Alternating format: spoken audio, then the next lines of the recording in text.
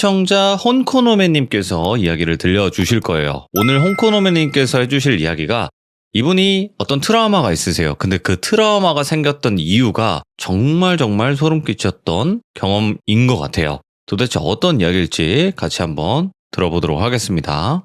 네, 오세요. 안녕하세요, 홍코노메님. 예, 안녕하세요. 네, 반갑습니다. 일단은 오늘 참여를 하실 때 저에게도 말씀을 네. 해주셨지만 좀 생각보다 많은 트라우마가 생겼고 그 일 때문에 네. 다시는 겪고 싶지 않을 그럴 이야기일 것 같아요. 네. 제가 오늘 말씀드릴 이야기는 좀 예전에 제가 고등학교 때 겪었던 일을 말씀드릴 건데, 그때 제가 좀 그렇게 기억하고 싶지가 않고, 그 뒤로는 사실 솔직히 말씀드리면 제가 그렇게 귀신 이야기나 이런 걸 일부러 좀 기피하고 다녔어요. 근데 제가 좀 우연히 좀 이렇게 돌비님 영상 이렇게 보고 저만 그런 게 아니라 생각보다 많은 좀 사연이 있으신 분들이 굉장히 많으시더라고요. 맞아요. 제가 원래 몰랐거든요, 그런 거를.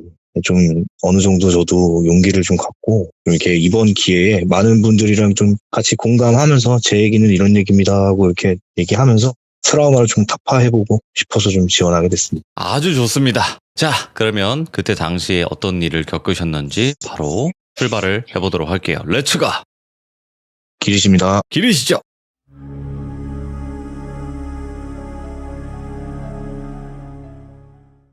지금으로부터 14년 전 2008년이고요.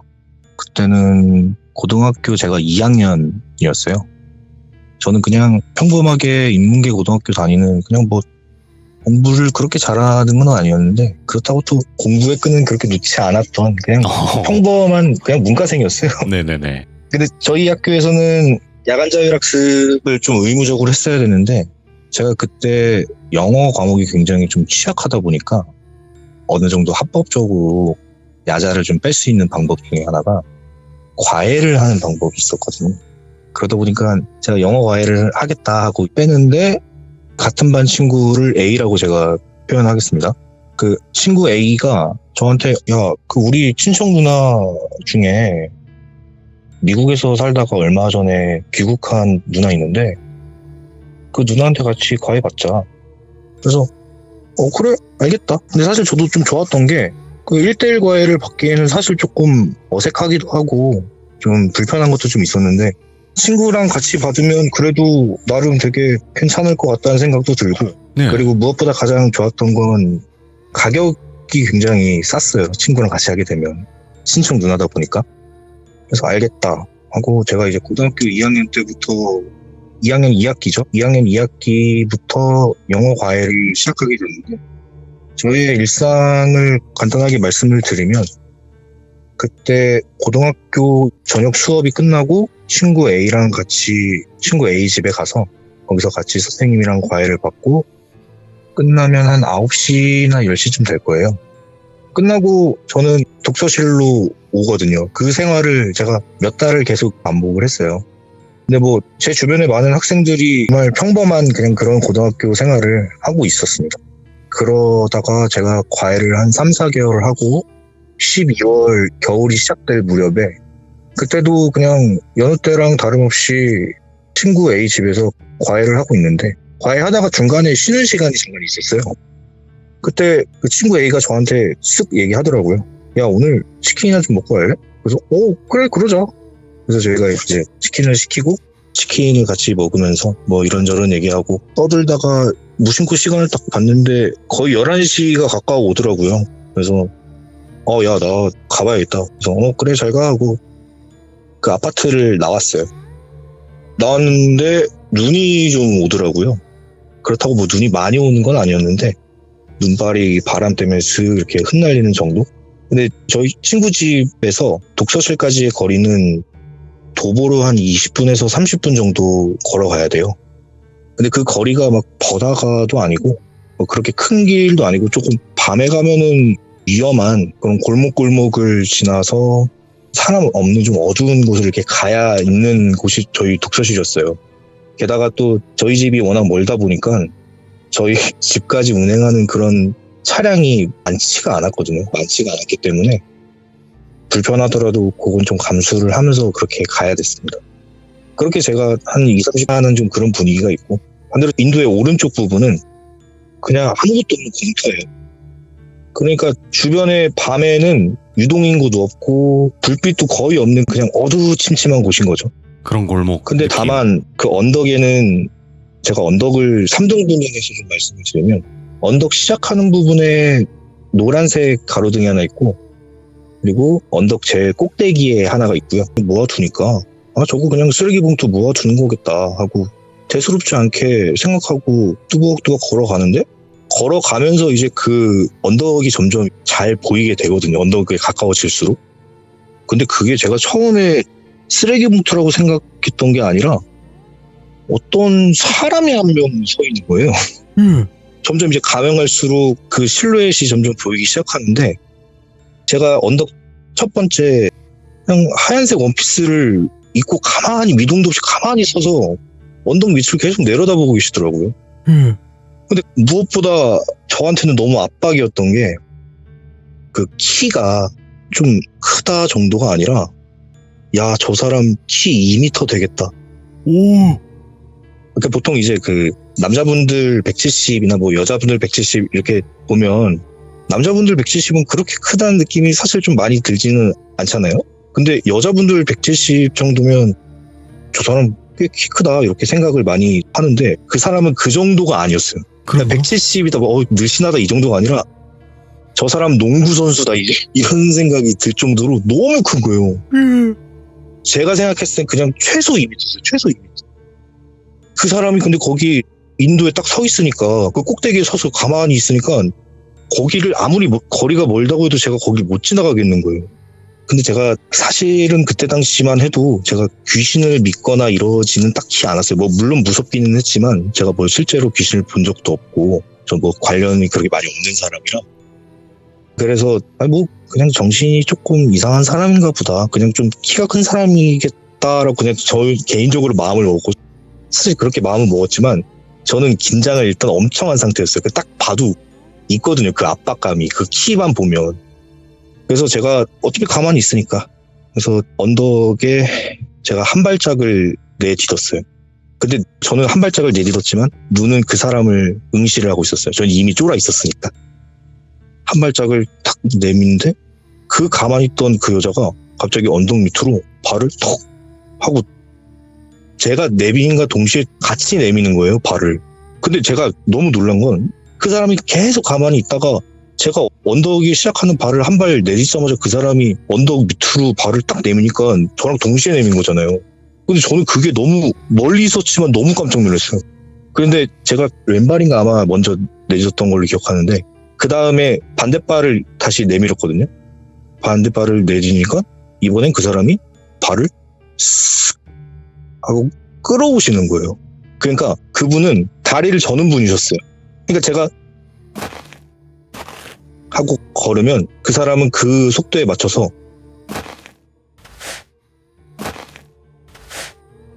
이게 미치겠는 거예요. 그때부터. 근데 제가 좀 반신반의하면서 제가 그때 왜 그랬는지 모르겠는데 설마 아니겠지 하고 제가 좀 빠른 걸음으로 걸어봤어요. 그렇다고 해서 막 많이 걸은 건 아니고 제가 약간 이런 식으로 좀 빠른 걸음으로 걸었거든요. 근데 그 사람이 제 발에 맞춰서 그렇게 근데 소름 끼쳐. 오, 이건 따라오는 게 맞다. 분명히 제 발을 따라서 내려오고 있는 거예요. 그분은 그 사람은. 근데 제가 그렇게 저 사람 나 따라서 오는 게 확실하다라고 느꼈을 때 또 하나 들었던 생각이 뭐였냐면 언젠가 그 사람이랑 저랑 마주쳐야 되잖아요. 그렇게 같이 내려오고 올라가면.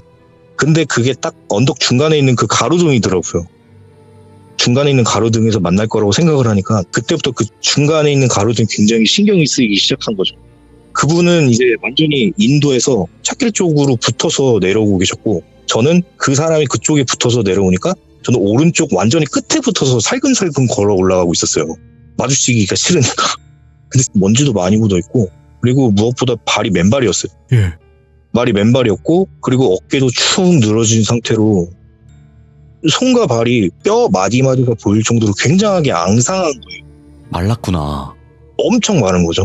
근데 아무리 그래도 키가 너무 크다는 게 저는 제가 키가 그렇게 크진 않아요. 한 175 정도 되기는 하는데 175 정도 되는 제가 올려다봐도 잘 안 보일 정도. 눈은 동그랗게 떠가지고 저를 째려보고 있더라고요. 그러니까 고개는 언덕인데 눈은 제 옆을 째려다보고 있었고, 일단 얼굴이 회색이었어요. 얼굴은 회색이었고 코는 아주 뾰족한 매부리 코에 이빨은 꽉 깨물면서 얼굴에 진짜 사람이 짓기가 조금 힘들 만한 그런 오만상이라고 할까요? 얼굴에 주름이나 화가 굉장히 많이 나 있는 사람처럼 인상을 콱 구기면서 눈을 동그랗게 뜨고 저를 옆으로 딱 찌르다보는 거예요. 근데 그 순간 알 수 있었던 건 그 사람이 한쪽 눈은 감고 있었어요. 주시더라고요. 제가 근데 그 사람 딱 눈 마주치자마자 바로 빠른 걸음으로 얼른 갔어요. 그 순간 이제 제가 그 사람이랑 위치가 바뀐 거죠. 그 사람은 밑에 있고 저는 위에 있고, 제가 이제 그 사람을 등지고 올라가야 되는데 몇 걸음 걷고 뒤를 돌아보는데 그 사람은 계속 그냥 그 자리 그 가운데 가로등에 가만히 그냥 서서 밑에를 낼 때부터는 저를 쳐다보고 있다는 게 이제 인식이 되니까 뒤돌아서 못 가겠더라고요. 그러다가 언덕 꼭대기에 도착을 하고 언덕을 내려가는데 제가 그 여자를 보면서 언덕을 뒤로 내려갔어요. 무서우니까. 뒷걸음으로요? 예, 뒷걸음으로 내려갔어요. 뒷걸음으로 이렇게 내려가는데 그 언덕 꼭대기에서 점점 뒤로 가면 갈수록 그 사람의 실루엣이 언덕에 의해서 이제 점점 전 몰랐는데 한방눈이 내리고 있더라고요. 저는 그것도 모르고 그냥 그 사람한테 완전히 신경 쓰다 보니까 주변 신경을 절대 쓰지 못했던 거예요. 어느 순간 한방눈이 막 내리고 있었는데 전 그것도 몰랐던 거죠. 아무튼 저는 막 뛰어가서 출발하려는 그 독서실 차를 붙잡고 제가 겨우 탑승을 하게 됩니다. 타서 제가 시선을 어디다가 둬야 될지 모르겠는 거죠. 창문 밖을 보려니까 그 여자가 쳐다볼 것 같고, 예. 눈을 감으면 자꾸 아까 그 여자의 얼굴이 떠오르고, 그래서 제가 시선을 어디다가 둬야 될지 몰라서 그냥 독서실 차 천장만 계속 이렇게 그냥 보고 딴 생각하려고 계속 노력을 했던 것 같아요. 네. 그렇게 이제 출발을 하게 됩니다. 원래 보통 독서실에서 저희 집까지 그냥 직선으로 가면 사실 그렇게 오래 걸리지는 않아요. 한 네. 15분에서 뭐 그 정도 걸리는데, 저만 타는 게 아니라 다른 학생들도 많이 타니까 돌아서 저희 집은 가장 마지막에 내리거든요. 그래봤자 한 3-40분 걸려요. 한 10분, 15분 거리를 30분 정도 걸린다고 생각하시면 될 것 같아요. 근데 그날은 비상 깜빡이를 켜고 가야 될 정도로 눈이 엄청 많이 왔기 때문에 평상시보다 시간이 굉장히 많이 걸렸어요. 거의 제가 도착할 때쯤이 1시가 조금 안 된 시간에 저희 집을 마지막으로 도착을 하게 돼요. 근데 그 기사님이 학생 저 미안한데 오늘은 눈이 너무 많이 오고 그 다음 학생들 태워야 되니까 오늘은 여기 버스 정류장에서 내리고 가면 안 될까? 원래 저희 집 앞까지 떨궈 주시는데 워낙 늦게 뽀드득 거리는 소리가 있잖아요. 그 뽀드득 제가 밟는 소리를 들으면서 가다가 무슨 딱 내려다 봤는데 새하얀 눈에서 발자국이, 먼저 누군가가 왔던 발자국이 하나가 찍혀 있는 거예요.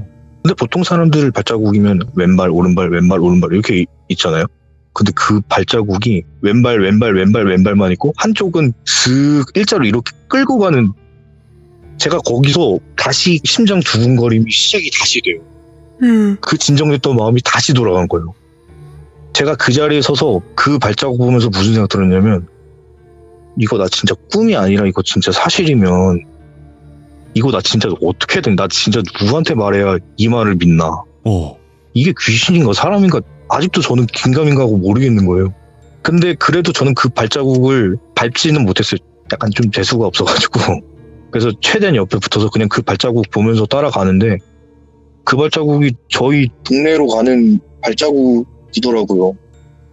저는 그 발자국을 따라가고 있는데 알고 보니까 제가 가는 그 집의 그 방향인 거예요.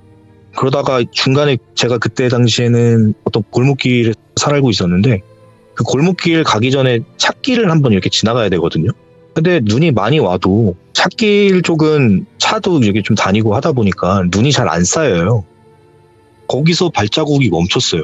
건너가야 되기 전에. 그래서 저는 발자국이 없으니까 오히려 어디 갔지 이런 생각하면서 저희 집에 아니고 그냥 1층, 2층이 분리된, 2층을 올라가려면 입구가 그 뒤쪽에 골목에 있는 그냥 좀 그런 집이었어요. 그렇게 계단으로 올라가서 2층에 올라가서 문을 잠그고 신발장 앞에 서서 도착했다 하니까 그 순간 긴장이 확 풀리면서 약간 현기증도 좀 오는 것 같고, 그 다리가 풀려서 주저앉는다라는 표현을 그렇게 쓴다고 생각이 그때 들었어요. 진짜 사람이 주저앉게 되더라고요. 제가 그래서 야, 오늘 진짜 별의별 일이 다 있네 이 생각하면서 주저앉아서 숨을 이렇게 몰아쉬면서 좀 진정을 하고, 좀 어지러우니까 좀 가만히 있었거든요. 그러다가 그날 이제 제가 침대에 누워서 이런저런 생각을 하면서 잠이 들기 시작할 때, 뭐 때문인지 모르겠는데 뭔가 때문에 깼어요. 깼는데 가위에 눌린 거예요, 제가 그날. 제가 원래 보통 잘 눌리는 편이니까. 근데 그날 가위는 조금은 달랐던 게, 보통 가위가 눌리면 몸이 가만히 있고 눈만 이렇게 움직이고 보통 그게 정석이잖아요. 근데 몸이 안 움직이는 건 맞는데 제 몸이 좀 비현실적이긴 한데 둥둥 뜨는 느낌이 점점 들더니 제 방에 떠 있는 거예요, 제가 몸이. 우와. 약간 그 헬륨 풍선 같은 느낌이라고 해야 되나? 그냥 둥둥 뜨다가 뭐 이쪽 벽에 탁 부딪힌 상태로 팅 하고 튀어나와서 둥둥 뜨고, 제 몸이 그런 경험을 하니까 너무 신기한 거예요. 그러다가 저는 눈만 굴릴 수 있으니까 눈을 옆을 돌려보면 반듯하게 누워서 자고 있는 제 모습이 보여요. 아, 이게 유체 이탈이구나. 그때는 네. 무섭다는 생각보다는 신기하다는 생각을 굉장히 많이 했거든요. 그렇게 뭐 얼마 지나지 않아서 제가 몸이 둥둥 뜨다가 갑자기 멈추더니 제 몸이 반듯하게 누워져 있는 상태로 신발장 쪽으로 점점 이렇게 나가는 거예요. 안 되는데? 근데 신발장 쪽에 갔는데 제 발이 그 문을 뚫으면서 점점 제 몸이 바깥으로 나가고 있는 거예요. 점점 그냥 누워져 있는 상태에서. 제 몸은 분명히 침대에 누워 있는데 저는 계속 나가고 있는 거예요. 안 되는데 하다가 제 얼굴까지 다 나오는데 완전히 바깥으로 나온 거예요. 누워져 있는 그 상태 그대로. 예. 제 몸은 저희 집이 2층이었기 때문에 2층 높이에 있었고, 그 골목 한가운데 거기서 멈춰 서게 돼요. 제 네. 몸이. 무섭기는 했는데 이게 유체 이탈이 여기저기 걸어오더라고요. 제가 그 사람을 보게 된 건 한 100m쯤이었습니다. 예. 그 사람이 여기저기 걸어오면서, 저희 집도 골목이었으니까 노란 가로등이 중간중간에 있었어요. 그 언덕에 있는 가로등이랑 똑같은. 근데 저쪽에 보니까 그 여자인 거예요. 그 여자가 걸어오는데 주변을 두리번 거리면서 어기적 다리를 이렇게 끌면서 천천히 오고 계세요. 제가 이제 거기서 들었던 생각은 그만하고 빨리 들어가야겠다. 안 움직이는 몸을 막 어떻게든 움직이려고 손가락을 막 움직이고 이제 슬슬 그렇게 시작할 때였어요. 근데 그 사람이 점점 걸어오면서 이렇게 두리번 하면서 뭘 찾는 그런 제스처를 계속 취하더라고요. 그러다가 자기가 서 있는 바로 옆집을 이렇게 보더니 그 상태로 멈췄다가 한 3초인가 5초 멈췄다가 제가 떠 있는 저쪽으로 고개를 휙 하고 돌려서 보는 거예요. 저를 휙 하고 쳐다봐요. 눈이 마주친 거예요. 근데 그 사람이 그때부터 어떤 행동을 보였냐면, 그 왜 안경 벗은 사람이 안경 벗고 좀 안 보이니까 자세하게 보려고 그 서 있는 상태에서 허리 약간 숙이고 고개 앞으로 이렇게 내밀면서 이렇게 자세하게 보려고 하는 거 아세요 혹시? 알죠, 꾸부정하게. 예, 맞아요. 그 사람이 그렇게 자세하게 보는 행동을 저한테 이제 보이고 있는 거예요. 그 자리에 서서 그 상태로 자세히 보고 허리를 굽히면서 옆쪽에 벽 쪽으로 슬금슬금 옆으로 빠지더라고요. 제가 그 위에 떠 있다고 말씀드렸잖아요. 제가 발부터 그대로 나갔고 제 머리가 어느 쪽에 있었냐면 저희 집 건물 벽 쪽에 있었기 때문에 그 사람이 벽 쪽에 붙었다라는 거는 제 뒤통수 쪽으로 벽에 붙어서 제가 눈을 아무리 옆으로 해도 보이지 않는 사각지대에 있다라는 얘기가 돼요. 그 사람이 옆에 완전히 붙어서 그 뒤로 제가 이제 안 보이니까 그 사람이 제 시야에서 사라졌어요. 야, 이거 안 되겠다. 이거 진짜 큰일 난다. 그래서 제가 그때부터는 정말 막 미친 듯이 어떻게든 막 들어가려고 안 움직이는 몸을 막 흔들고 그렇게 해서 어떻게든 들어가려고. 근데 그것도 참 되게 답답한 게 막 움직이면 얼른 들어가는 것도 아니고 아까 천천히 나왔던 것처럼 다시 천천히 들어가는 거예요. 답답하게. 예. 근데 천천히 다시 제 몸이 제 방 쪽으로 이렇게 가면 너무 무서운 거예요. 그러고 그 사람이 눈치 보다가 저랑 눈이 딱 마주쳤어요.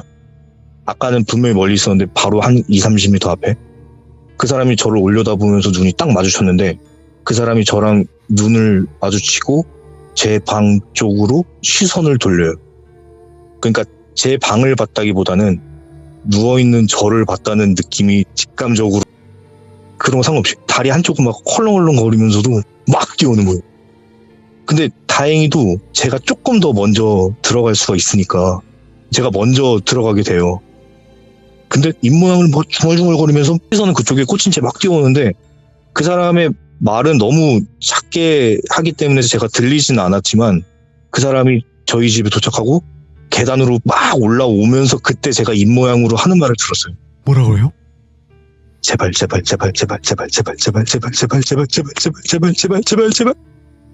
제가 그러고 나서 몸에 먼저 들어와서 하고 제가 벌떡 일어나서 깨게 돼요. 제가 딱 깨는데 딱 깨고 누웠던 몸을 벌떡 일으켰거든요. 하는데 제 바로 앞에 그 여자 얼굴이 앞에서 저를 되게 원망스럽고 되게 약올라 죽겠다는 표정으로 저를 쳐다보고 있어요. 근데 얼굴 크기가 그냥 보통 사람 크기가 아니라 다른 그 뉘앙스로 막 이렇게 막 분에 못 이겨서 막 그러고 있는 거예요. 막 부르르 떨면서. 그러더니 그 사람이 너무 화가 극도에 치밀었는지 그 감고 있는 눈이 쫙 떠지면서 닫힌 눈까지 떠요. 네. 동그랗게 떠요. 근데 그 닫힌 눈은 그냥 없는 그냥 뻥 뚫린 검은색 그냥. 그러면서 그 사람이 이를 꽉 물면서 저한테 한마디 해요. 야, 맨 채로 그냥 신발장에 그냥 누워있는 거예요, 제가. 우와, 예. 제가 아까 말씀드렸다시피 막 현기증 나고 막 이랬다고 말씀드렸잖아요.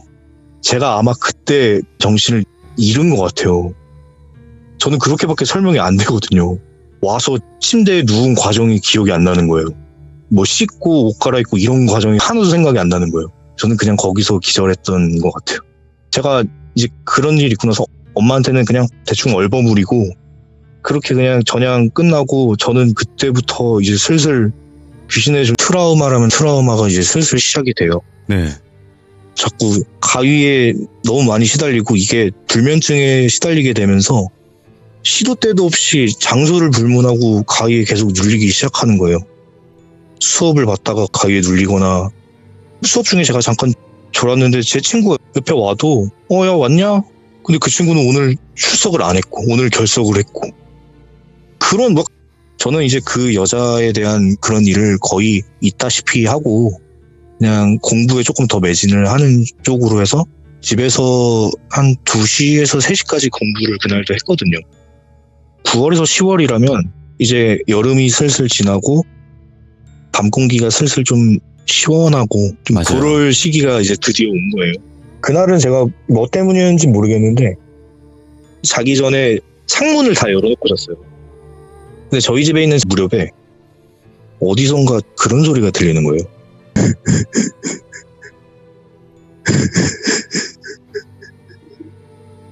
처음엔 되게 작은 소리였어요. 그냥 무시해도 될 것 같은? 근데 그 소리가 점점 커지더라고요.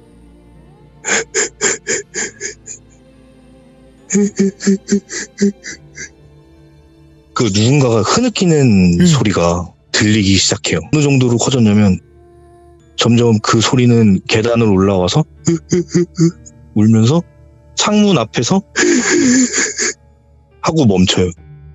저는 창문을 등지고 있어서 제 뒤에 창문이 있었고 창문에서 소리가 멈춘 거예요. 이때 저는 어떤 생각이 들었냐면 나 진짜 여기서 끝이다. 죽었다. 나 이거 안 되겠다. 창살은 양손으로 딱 부여잡고 메브리코가 창살 안에까지 들어가 있어요. 그 사람은 제가 있는 방 안을 자세히 보려고 얼굴을 바짝 붙이고 안을 들여다보고 있는 거예요. 근데 그때까지만 해도 저쪽을 쳐다보진 않았어요. 제 쪽 말고 반대쪽에 문이랑 책상 뭐 이런 데를 이렇게 유심히 보고 있어요. 근데 눈은 어두우니까 최대한 크게 뜨고 자세하게 보려고 막 창문에 얼굴을 탁 밀착한 채로 이렇게 눈을 크게 뜨고 관찰하고 있는 거예요. 들여다보다가 제 쪽으로 고개를 쓱 돌렸어요. 그러다가 고개를 쓱 돌리고 그때도 저한테 한마디 합니다. 야, 문 열어. 야, 문 열어. 문 열어. 문 열어. 야, 문 열어. 제가 이제 여기서부터 패닉에 빠지게 돼요. 예. 그래서 공포에 못 이겨서 알겠습니다까지 막 말이 나올 정도로 예, 이럴 때 어버버 하고 있을 때 그때 누가 방울 소리 딸랑딸랑 하면서 계단을 탁탁탁탁 하고 누가 막 빠르게 누가 뛰어오더라고요. 예? 제 쪽에는 보이지가 않았어요. 그 창문 그 옆에 벽 쪽에 그 사람이 어떤 사람인지 모르겠지만 그 사람이 서 있었으니까요. 어떤 남자분이셨는데 그 여자한테 아주 고함을 막 지르시면서 욕을 섞어가면서 야 이놈아 뭐 이런 식으로 네가 여기가 어디라고 막 꽥꽥 소리를 지르면서 욕을 막 하시는 거예요. 어디 네가 여기가 어디라고 그러다가 그 여자가 막 하면서 막 울면서 하다가 이제 소리가 탁 멈추게 돼요. 예? 저는 그 바깥을 창문 밖을 쳐다볼 용기도 안 났고요. 저는 이미 그냥 가만히 침대에서 움직일 수가 없었어요. 저는 그냥 할 수 있는 거는 그냥 귀를 쫑긋 세우고 그 소리에 집중할 뿐이었어요. 소리를 잘 들어보니까 그 여자 목소리는 사라지고 걱정하지 마요. 괜히 무서웠을 텐데 미안해요. 뭐 귀신이나 이런 거 아니니까 너무 걱정하지 말고 그냥 편하게 자요. 막 이런 식으로 능청스럽게 이렇게 말씀하시더라고요. 아까 그 막 욕하고 막 소리 지를 때랑 다른 말투를. 그러다가 계단 쪽으로 걸어가는 소리가 들려요. 근데 저는 그때 또 제가 또 무슨 생각이었는지는 모르겠는데 그분이 어떻게 생겼는지 궁금하기도 하고 그래서 제가 문을 열지 못했으니까요. 그때 제가 마지막으로 그분한테 왜 갔는지 모르겠지만 저는 그걸 굉장히 아직도 지금 사실 좀 후회해요. 네. 그분은 저한테 말씀하신 게 아니라 혼자 계단을 터벅터벅 내려가시면서 그 여자는 없었고요. 그냥 혼자 터벅터벅 내려가시면서 혼잣말로 중얼거리셨는데 제가 그 혼잣말로 제가 그때 이후로는 무의식적으로 막 손톱을 이렇게 물어뜯는 거 있잖아요. 그런 것도 있고 그냥 저는 멍 때리면서 손톱 물어뜯었는데 정신 차리고 보니까 손톱에서 피가 막 나고 있는 거예요. 다리도 막 계속 떨고 있고 뭐 그런 불안한 그런 증세가 굉장히 지금 뭐 물론 많이 나아지긴 했는데 라는 그런 좀 아쉬움도 있고 개인적으로 좀 자기 반성도 좀 하면서 앞으로는 좀 이렇게 이런 트라우마가 있으면 좀 한번 맞서 보는 용기가 좀 더 있으면 좋겠다라는 그런 말씀을 좀 드리면서 이제 이야기를 마치겠습니다. 이야, 아니 일단은 네네. 이야기를 들으면서 그분이 네. 학생이라는 표현을 썼어요? 예, 맞아요. 제가 그 얘기를 좀 깜빡하긴 했는데 제가 그분께 달려간 이유가 있어요. 네. 그게 저는 분명히 그 사람을 본 적도 없고 그분은 저를 본 적도 없는데 학생이란 말을 먼저 썼단 말이죠. 그러죠. 저 사람은 내가 학생인 걸 알 리가 없는데 왜 학생이라고 단정 지어서 말하는지 그것 때문이었는지 모르겠는데 제가 뛰어간 것 같아요. 이야. 네. 이번 이야기는 사실 홍코노맨님께서 표현력으로 살려주셨어요. 완전히. 표현을 이렇게 자세하게 해주시는 게 최고예요. 예. 표현도 잘해주셨고 중간중간 연기도 과하지도 않게 잘해주셨고 그리고 이야기 자체도 워낙 무서웠기 때문에 이번 네. 이야기가 정말 레전드 이야기가 아니었나 생각을 또 해요. 진짜 숨을 이제 하시는 것 같아요. 네, 숨 막혀가지고 저희도 듣는 내내 그때 그 상황에 몰입을 해서 숨을 못 쉴 것 같은 그 압박감이 너무 들어가지고 네. 야, 감사합니다. 오늘도 정말 고생 네. 많으셨고 늦은 밤 너무너무 감사합니다. 고맙습니다. 네, 감사합니다. 수고하세요. 네, 감사합니다. 네. 자, 이번 이야기는 길게 이야기하지 않겠습니다. 이번 이야기는 3박자가 전부 맞았던 레전드 귀신 이야기였습니다. 여러분들 크레인이나 이제 중장비를 운영하는 기사분들이 계시죠. 오늘 그것에 관련된 소름 끼치는 한 직업 괴담의 이야기일 것 같습니다. 바로 출발해 보도록 하겠습니다. 네, 여보세요? 안녕하세요. 네, 안녕하세요. 이제 포크레인 기사를 현직으로 하고 계신 거죠? 네, 제 장비로 지금 개인 사업자로 하고 있습니다. 네. 그러면 또 별의별 일, 현실 공포도 있을 것이고, 혹은 영적인 이런 것도 분명히 있을 거라고 생각을 하긴 하거든요. 이제 방송에서 많이 나오는 영화는 저는 없고요. 근데 이제 기이한 일들이 좀 많이 생기긴 했어요, 어렸을 때부터. 네. 그리고 현장 일을 하면서도 겪은 일들이 좀 몇 가지 더 있고, 동네에 어렸을 때부터 저를 되게 예뻐해 주셨던 되게 용한 무당 할머니가 계셨어요. 지금은 돌아가셨지만 그분 관련돼서도 이야기들이 좀 있고, 알겠습니다. 현재 이모가 또 현직 무당입니다. 오. 그러니까 이게 괜히 느끼는 건 아니라고요. 이게. 자, 그러면 바로 어떤 직업 괴담인지 출발을 해보도록 하겠습니다. 렛츠고! 길이에요. 기르시유.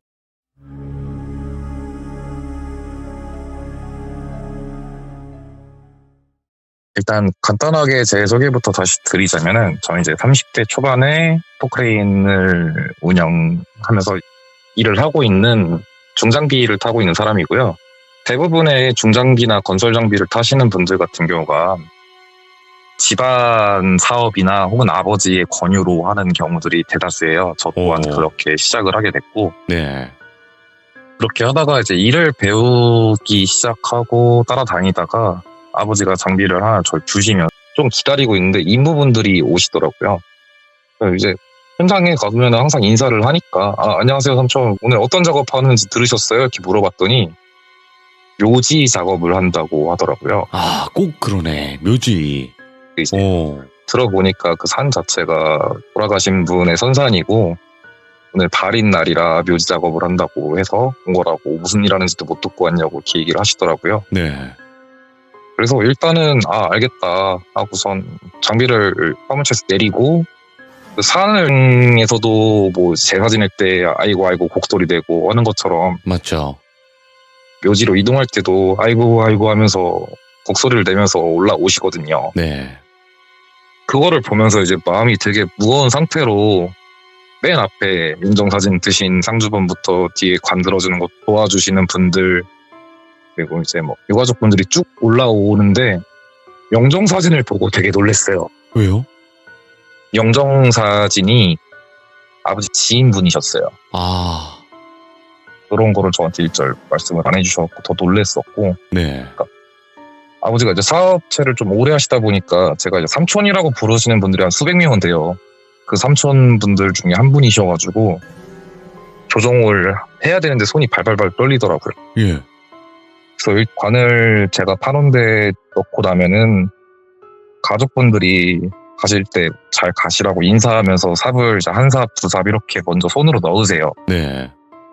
그 과정을 보면서 되게 멍해지더라고요. 이게 모르는 분도 아니고 아는 분이 또 그렇게 들어가는 걸 제가 제 손으로 직접 또 작업을 했으니까. 네. 그래서 이제 다 잡고 더 신경 써서 더 예쁘게 만들어 드려야겠다 네. 하고서는 작업을 조금 시간을 오버하면서까지도 굉장히 열심히 하고 내려왔었거든요. 근데 그 다음부터가 이제 문제가 좀 생기기 시작하는데, 그 작업을 하고 나서부터 제가 꿈을 꾸기 시작해요. 근데 먼저 말씀드리자면은 저는 1년 365일 중에 여자였고요. 네. 민소매 같은 거를 입고 있었었는데, 팔이고 다리고 이제 칼로 긁혔다고 해야 되나 썰렸다고 해야 되나 이런 상처들이 되게 많았었거든요. 그 상태로 그냥 노려만 보는 꿈들을 계속 며칠 연속으로 꾸게 된 거예요, 제가. 근데 꾸면서도 이제 아무런 말도 없고 계속 그 상황만 반복이 되는데, 찝찝하기는 한데 이게 내가 그 작업을 해서 그런가 보다라고 생각을 했는데, 그 꿈을 마지막으로 꾼날 꿨던 꿈이 조금 많이 소름 돋았었거든요. 그게 이제 똑같이 가만히 서 있다가 그 여자가 이제 삼촌한테 소리를 지르기 시작하는 거예요. 가! 맞아! 가! 내가 다 잘라버릴 거야! 죽여버릴 거야! 막 이러면서 소리를 지더라고요. 그래가지고 너무 소름 끼친 상태로 잠에서 깨가지고 약간 식은땀을 좀 흘렸더라고요. 예. 근데 그날은 제가 일이 없는 날이라서 늦잠을 잔 날이었었는데, 눈 뜬 지 1시간 조금 넘어서 밥을 먹고 있는데 그 삼촌분의 부인이신 사모님이 저한테 전화를 주신 거예요. 네. 그래서 예, 어쩐 일이세요? 이렇게 전화를 받았더니, 그 일당은 내가 다시 쳐줄 테니까 작업했던 무덤으로 좀 다시 와줄 수 있냐, 장비를 끌고 뭔가 좀 확인해야 될 거가 있을 것 같다 라고 말씀을 하시길래, 다 만들어 놓은 무덤에서 무슨 작업을 하냐고 예. 여쭤봤더니 저한테 갑자기 꿈을 꾸지 않았냐고 물어보시는 거예요. 뭐야? 예. 그 얘기만 듣고 꿈을 꾸긴 꿨는데 사모님 어떻게 아시냐, 일단 아무한테도 얘기하지 말고 아무것도 묻지 말고 일단 와라. 내가 돈은 섭섭하지 않게 주겠다. 예. 일단 그게 돈이 문제가 아니라 제 기분하고 그 꿈이 너무 찝찝한 상태로 알겠다 하고선 저도 쉬는 날이었는데도 바로 출발을 해서 금방 도착을 했거든요. 해서 이제 먼저 이렇게 또 장비를 끌고 달달달달 올라가서 기다리고 있는데 밑에서부터 사람들이 이제 인부로 오시는 분들하고 무복을 입으신 무당하고 법사님들이라고 하죠. 같이 다니시는 분들이. 예. 그분들이 꽤 많은 분들이 이렇게 올라오시더라고요. 그래가지고 나는 이게 무슨 상황이지 이러고 있는데 예. 그 무당분이 대뜸 저한테 노래 보면서 되게 날카로운 말투로 빨리 파! 이러시는 거예요. 아니 다 만들어 놓은 묘지를 왜 다시 파냐고 네, 이렇게 말씀을 하시더라고요. 계속 어안이 벙벙한 상태로 있었는데 관을 끄집어내고 나서 그 밑에를 저한테 더 파보라고 얘기를 하더라고요. 예? 관을 끄집어냈는데도? 네, 그 자리보다 더 밑에까지 파보라고. 예. 그래서 계속 팠어요. 파고 계속 파는데 그냥 이게 뭔 일인가 하면서도 계속 팠는데 작지도 않은 그런 상자가 하나 들어있었는데 옆에서 무당분이 그걸 보더니 저거 당장 끄집어내라고 막 급하게 말씀을 하시는 거예요. 예. 그래갖고 이제 저는 도비님 방송을 들으면서 일을 하니까 아 저게 뭔가 있구나. 예. 혹시 뭐 부적이라도 붙어있나? 저게 뭐가 들어있을까 하면서 유심히 보고 있었는데 네. 겉에는 아무것도 안 붙어 있었어요. 그냥 평범한 상자처럼. 그 밑에서 뚜껑 여신 인부분들이 갑자기 한쪽 구석으로 다 뛰어가시니 구토를 하시는 거예요. 뭔데 저래 하고선 긴장하고서 보고 있는데 제 눈에 딱 보였던 거는 옛날에 여자분들이 머리카락 팔 때 일자로 묶고선 이렇게 싹둑 잘라가지고 가지런히 해가지고 팔잖아요. 예. 그런 것처럼 머리카락이 가지런히 놓여있는 것만 제가 봤었거든요. 있고 이제 돌빈 방송에도 많이 나왔기 때문에 맞아. 저도 이제 내려가 있으려고 했었어요. 장비에서 내리고 있는데 갑자기 고개를 확 돌려 째려보면서 너 어디가? 이러시는 거예요. 예. 아니 굿하실 것 같아서 좀 내려가 있으려고 했어. 근데 너도 여기 있어야 돼. 이렇게 말씀을 해버리시더라고요. 예. 아니 왜요? 그랬더니 제 말은 무시하시고 주변을 둘러보면서 네, 솔직히 제가 겁이 되게 없는 편이라 보는 내내 별 느낌은 없었어요. 저는 별 느낌은 없었고 이게 굿한 이렇게 가까이서 보는 거 진짜 어렸을 때 이후로 되게 오랜만이다. 신기하다. 그러면서 보고 있는데 북소리랑 뭐 깽가리소가 점점 빨라지는데 무당이 탈춤 춘다고 하죠.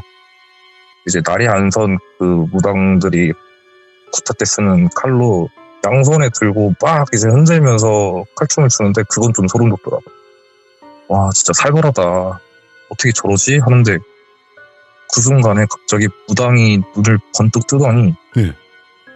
양손에 있던 그 칼들로 자기 몸을 썰듯이 막 자르는 신용을 내는 거예요. 아, 알죠. 예. 저는 꿈에서 여자가 마지막에 얘기했었을 때 톱 같은 걸 들면서 다 잘라버릴 거야. 내가 다 죽여버릴 거야. 이런 거를 봤었기 때문에 혹시 저거랑 연관이 있는 건가 하면서 갑자기 온몸에 소름이 쫙 돋더라고요. 그 꿈에서 봤으니까. 네, 꿈에서 본 거를 이제 무당이 신용을 내고 있으니까. 그렇게 한참을 막 자기 온몸을 뭐 발목, 허벅지, 팔뚝, 가슴 쪽 막 이렇게 하면서 막 이렇게 신용을 내는데 그때부터는 제가 좀 멍해지면서 계속 보게 되더라고요. 소름 끼치면서. 그러다가 이제 입술을 깨물었는지 안에서 뭐가 나왔는지 모르겠는데 무당 입가에서 이렇게 피가 좀 흘러내리더니 눈을 한번 지그시 감고 한 10초 정도 지난 것 같아요. 10초 정도 지난 후에 눈을 뜨더니 막 되게 불쌍하다든지 얘기를 하는 거예요. 네. 아이고, 불쌍해서 어떡하냐. 또 내가 진짜 좋은 데로 보내줄게. 나랑 가자. 여기서 이러지 마라. 여기 원래 네 자리 아니다. 아유 불쌍하다. 나랑 같이 가자. 진짜 너무 슬픈 어조로 얘기를 하는데 같이 슬퍼지는 감정동화 같은 게 좀 생기더라고요. 분명히 되게 무서웠는데. 네. 그러면서 또 한참 방울 흔들고 기도하듯이 하고 굳이 생각보다 되게 길더라고요. 몇 시간씩 하시더라고요.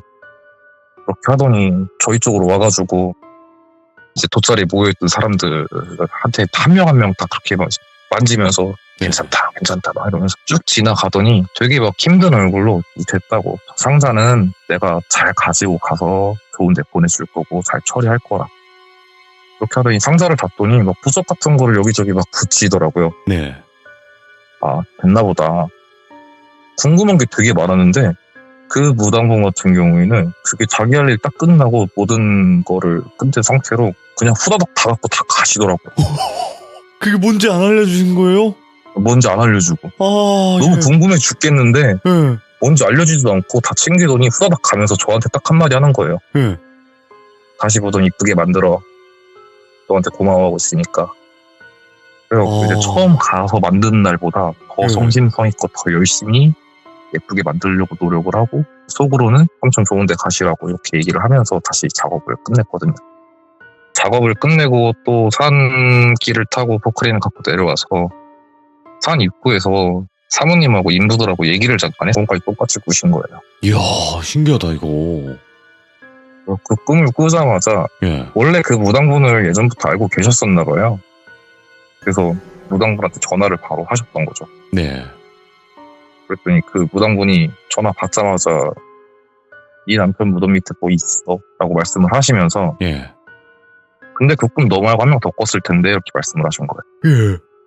그 무덤 만든 사람이 껐을 거야 이렇게 말씀하셨다고 하더라고요. 그 60에서 70cm 정도 되는 상자에 사람이 들어갈 수가 없어요. 그렇죠. 근데 그 안에 있었던 게 유골이 차곡차곡 쌓여 있었던 거예요. 뼈들이 헐. 분리가 돼가지고 예. 제일 위에 두개골이 얹어져 있고 예. 그 위에 제가 봤었던 머리카락이 올려져 있었던 거죠. 아니, 그게 뭐야? 근데 그 머리카락이 되게 깨끗했거든요. 제가 봤을 때 예. 정말 가지런하고 정말 깨끗하고, 그 밑에는 이제 분리되어 있는 유골들이 이렇게 차곡차곡 쌓여 있었던 거죠. 그러면 그게 무슨 범죄 때문에 그런 해를 당하신 건가? 아, 그거를 말씀을 못 드렸는데 예. 그날 굿 끝나고 다음 날인가 사모님한테 전화가 한 번 더 왔어요. 네. 전화가 와가지고 덕분에 일 처리 잘했다 이렇게 말씀을 하시면서, 저도 이제 또 궁금하니까 여쭤봤어요. 그 무당이 가져갔던 그 상자는 어떻게 했냐, 뭐 좋은 데로 잘 보내주고 잘 태워서 남은 쟤들 더 좋은 데다가 다 뿌려줬다고 이렇게 얘기를 하면서, 네. 그 무당분도 자세한 사연은 모르겠는데 제가 생각했었을 땐 꿈에서 나왔던 그 여자분이 거기서 동네 남자들한테 되게 안 좋은 일을 당하신 거예요. 안 좋은 일을 당하시면서 숨길 데도 없고 그러니까 그거를 이제 토막을 내서 그 상자에 넣고 묻어버린 것 같다고 그랬던 것 같아요. 아니, 그러면 그 무당분이 이게 네네. 뭐고 뭐 무당을 만난다거나 아니면 이런 뭐 꿈을 꾼다거나 이런 경우들 뭐 다른 기사님들도 많으세요? 일단 수십 년을 타신 저희 아버지는 단 한 번도 없으시고요. 오, 예. 네. 예. 저 같은 경우에는 경력이 이제 4년 정도 됐어요. 네. 근데 4년 사이에 꽤 많은 일이 있었던 것 같아요. 오. 그러니까 뭐 이제 뭐 현장에서 무당을 장롱 같은 경우에도 먼저 빼라고 하고요. 예. 병풍이라든가 이런 거는 최대한 다 먼저 제거를 하고 나서 건물을 헐기 시작합니다. 그러면 만약에 그거를 어겼을 경우에는 좀 사고가 일어난다거나 이런 경우가 많았나 보네요. 제가 아는 다른 포크레이트 하시는 삼촌 같은 경우에는 안 좋은 일이 좀 많이 생기셨었고, 오. 특이하다. 그럼 또 다른 금기도 있나요? 그리고 웬만하면 무당집 철거는 가지 마라. 아, 무당집을 철거하는 그 과정 속. 네, 거기 가지 마라. 그것도 불문율인가 보네요. 네, 그 현장에서 이제 인부가 다쳤건 장비가 전복이 됐건 사고가 이제 여러 번 났던 현장은 들어가지 말라고. 같은 사고는 또 일어나니까. 보면은 사고가 방금 말씀하셨던 것처럼 일어난 장소에서만 계속 나요. 오. 비슷한 유형을. 예. 그리고 비슷한 부위를 다쳐요, 사람들이. 그러니까 확실히 우리가 알지 못하는 이런 미스테리한 일들이 많다라는 거잖아요. 저는 아직도 반신반의하긴 한데 그런 일을 보면은 있는 것 같기도 하고, 또 이제 평온한 일상을 또 보내면 없는 것 같기도 하고, 그렇기 때문에. 아니, 잠깐만. 엘씨님은 그 무당분이랑 그런 일들을 겪었잖아요. 근데도 네네. 좀 반신반의 하나요? 근데 저는 제 눈에 보이는 게 없으니까. 근데 맞는 말이야. 왜냐면 이 사람이라는 게 내 눈으로 보기 전까지는 사실 쉽게 인정하거나 오히려 믿고 싶지 않은 걸 수도 있죠. 그죠? 아, 무섭죠. 그렇죠. 예. 네. 맞아요. 오늘 LC님께서 포크레인 직업괴담 이거를 네네. 들려주셨고 처음 들어보는 그런 불문율도 많이 들어봤어요. 근데 어쨌든 뭐 어릴 적도 분명히 어떤 일이 있으셨던 분이 맞고 그리고 아직도 말씀을 네네. 안 하신 그런 이야기들도 있을 텐데 또 다음번에 꼭 들려주시길 바라겠습니다. 너무 고생 많으셨습니다. 감사합니다.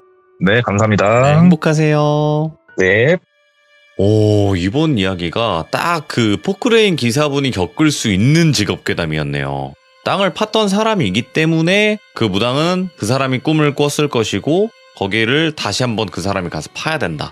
좀 이런 느낌의. 그리고 그 내용물이 뭔지를 제대로 보진 못하셨지만 이야기를 듣긴 들으셨네요. 근데 왜 거기에 묻혀 있었으며 그런 일들이 벌어졌는지는 그 무당분이 얘기를 안 해주셨단 말이죠. 그거는 분명히 이유가 있을 거라고 생각을 해요. 이 이야기를 들으신 분들은 혹여나 내가 그쪽을 좀 안다 라고 하시는 분들은 이 이야기를 듣고 그 이유를 댓글로 꼭 남겨주시길 바라겠습니다. 아니면 여러분들의 의견을 남겨주셔도 되고요. 시청해주신